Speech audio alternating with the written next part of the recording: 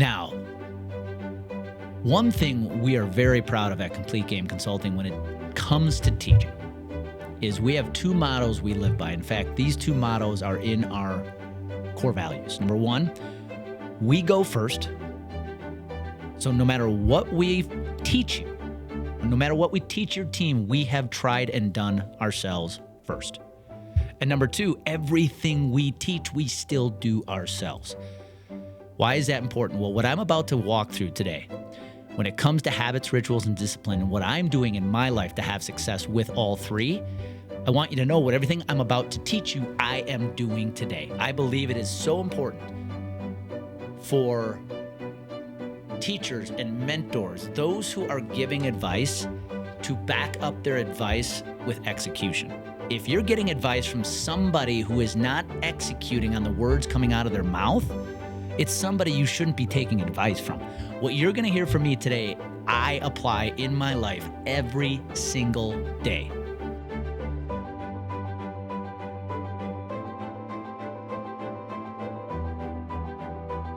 And it has helped me to have tremendous success in business and life. As I mentioned, I am still a work in progress in some areas. We all are. But I think these habits, rituals, and disciplines that I'm going to share with you are going to help you start heading towards the right direction of achieving your full potential. You see, when it comes to the insurance industry, we think the training has to come by way of knowledge, product, and strategy. But I'm going to tell you that is not the secret sauce. The secret sauce is what is going on between the ears. What's your mental strength? What's your mental athleticism? What's your ability to instill the habits, rituals, and disciplines to have success? Because I'm here to tell you, as somebody who has had success both in sports and in business, the secret to your success is the work you're putting in off the field when no one is watching. It's not what happens in the boardroom. It's not what happens when you're speaking on stage. It's not what happens when you're trying to close a proposal. Nope. It is all the work you put in when no one is watching. When I was pitching at the University of Wisconsin-Milwaukee, and I knew that I had to change my habits and rituals and my discipline to become a better pitcher and a better teammate, that is when I started achieving success. That's when I started putting all the work in off the field when no one was watching. When my buddies wanted to go out and get drunk on a Friday night, I hit the weight room.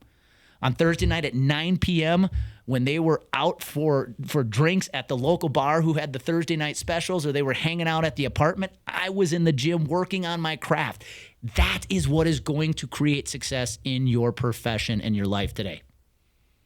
Because I have to say this, and I know this is going to probably hurt some people to hear it.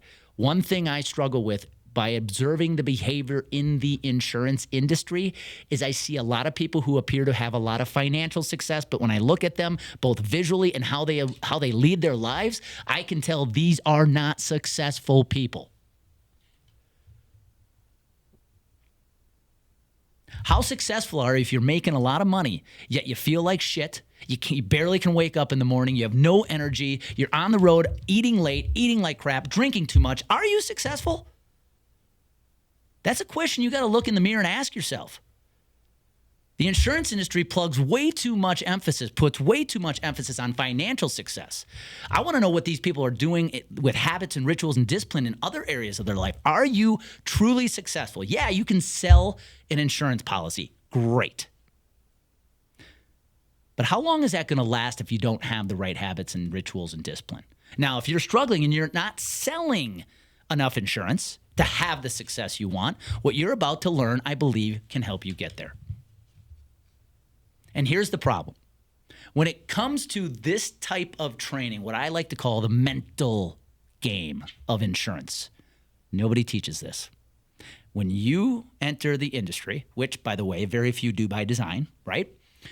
You are sold the dream of financial success.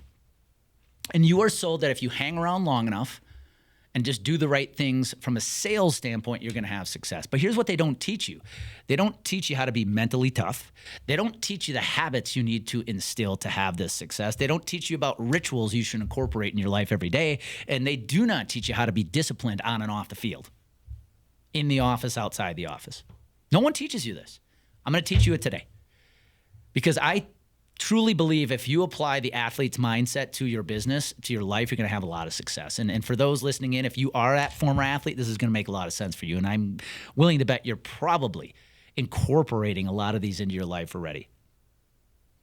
Now, here's the question I want to pose before I get into habits, rituals, and discipline, and how I'm using all three today to have success. Here's the question I want to pose.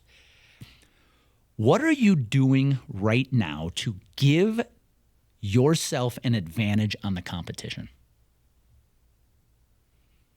I heard this said in a podcast recently. I believe it was a Lewis Howes podcast, and I thought that was such a good statement. They were asking Lewis Howes why he instills the habits and the rituals he does, and his answer was, I want to try to get any advantage over my competition I possibly can.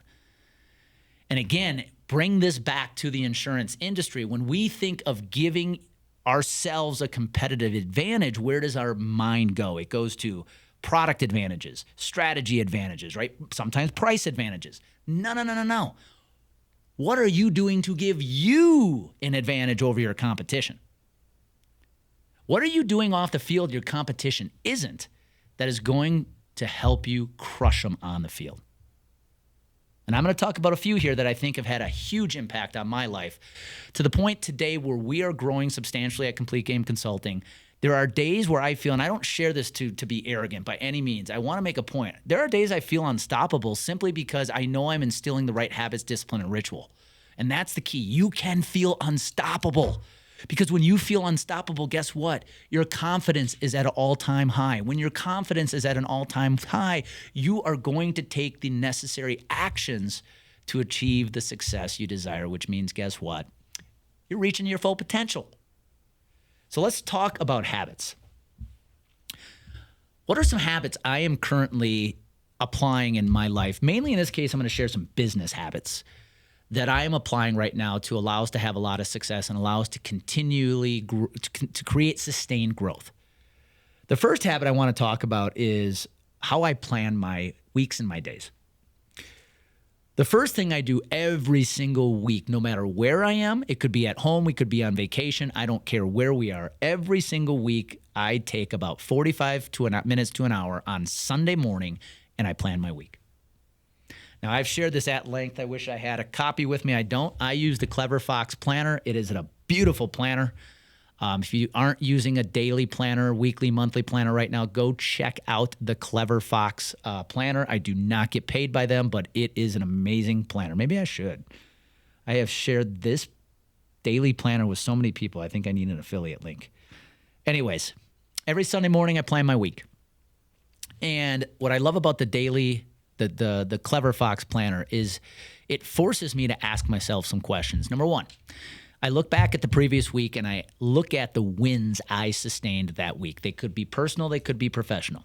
What were my wins from the previous week? Then it asks me, or it forces me to look ahead at the next week, the week I'm planning for, and I have to lay out a few things I'm excited for. What's coming up this week that I'm really excited for? Could be a big proposal. Maybe it's something professional or personally. Maybe we're going on vacation that weekend, whatever it is. What am I looking forward to? You got to get yourself fired up for the week ahead.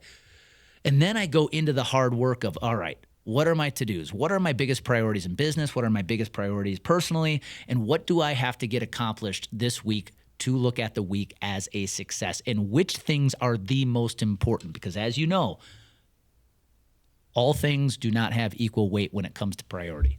There is not two things which are of equal priority. There is always the most important priority and everything else. So it forces you to prioritize. So the first thing I do, the first habit I instill every single week is planning my weeks, on Sunday mornings. The second habit, which also involves planning, is I plan the next day the night before. Now, you might ask yourself, Andy, why do you have to do that? You're planning the weeks on Sunday. Well, guess what? Things change, things adapt, things evolve as the week go on. Sometimes you don't get to things on a given day and they've got to move to the next day.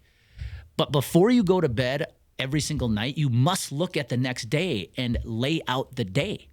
Because when you wake up, you have got to know what the game plan is already. If you're waking up on a Tuesday morning and you have no idea what your priorities or your game plan is for the day, you're already behind the 8 ball.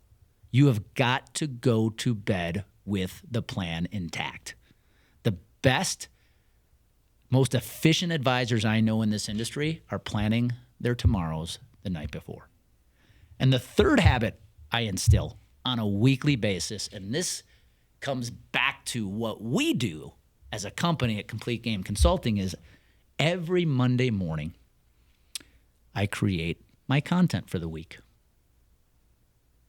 This is something that I see a lot of people struggle with. I've talked to you at length in previous episodes about how content today is the oxygen to your business. If you're not creating content, you're going to struggle. But where people struggle is blocking the time to create that content they need to create to get the attention of your ideal prospects.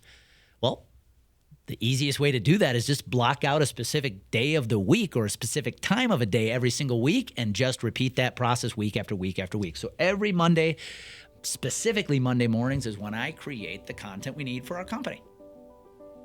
And now I know it's got its place on the calendar. It is shelved every single Monday, and I don't have to think about it. When the next Monday rolls around, it's time to create content.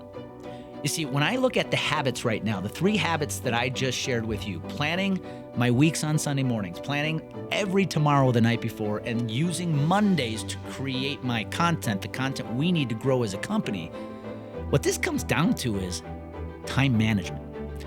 One of the biggest reasons I see insurance professionals falling short of their full potential is they do not know how to manage their time. They're not using their time effectively. They're spending their time on things that are not creating results.